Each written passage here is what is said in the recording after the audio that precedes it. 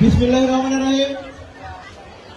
Breaking the silence আয়োজিত save the children যে অনুষ্ঠান, এই অনুষ্ঠানের প্রতিপাদ্য বিষয় হচ্ছে যে পথ শিশুদের অধিকার, তাদের শিক্ষা, তাদের অধিকার সুরক্ষিত রাখতে হবে। আমাদের দায়িত্ব তাদের অধিকার সুরক্ষিত রাখা।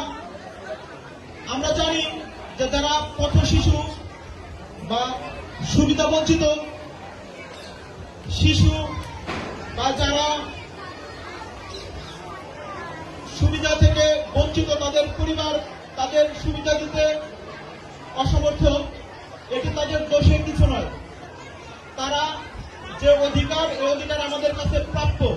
আমরা যারা সমাজে সৎ চলাচি শিক্ষিত সমাজ বলে দাবি করি, আমরা যারা সমাজের গ্রহণযোগ্য ব্যক্তি, আমাদের উচিত একটি ভালো সমাজ বিনির্মাণ করা।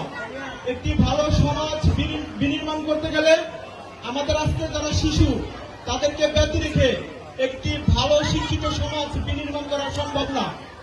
এজন্য পথ শিশুদের সম্মান দিয়ে কথা বলতে হবে।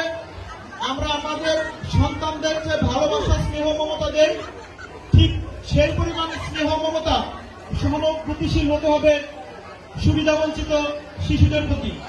এছাড়াও যেসব কিশোর পরিবারের কারণে, অর্থনৈতিক কারণে কাজের পাশাপাশি পড়াশোনার সুযোগ চায়, সেই প্রতিষ্ঠানকে অবশ্যই তাদেরকে পড়াশোনার সুযোগ দিয়ে তারপর কাজ দিতে হবে।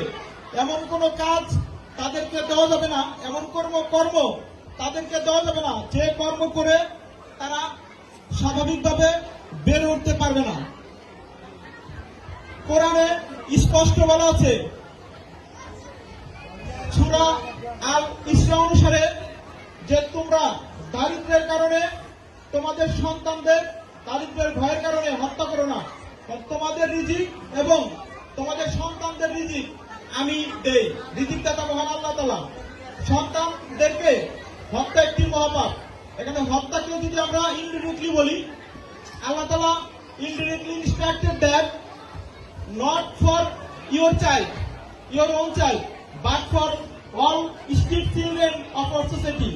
অর্থাৎ আজকে যে শিশুকে আপনি অধিকার দিচ্ছেন না, আজকে যে শিশুকে মায়া মমতা থেকে বঞ্চিত করছেন, এই শিশু ঠিক মতো বেড়ে উঠতে পারছে না। আপনার সমাজকে এই শিশু কোনো কিছু দিতে পারবে না, এটি একটি হত্যার শামিল।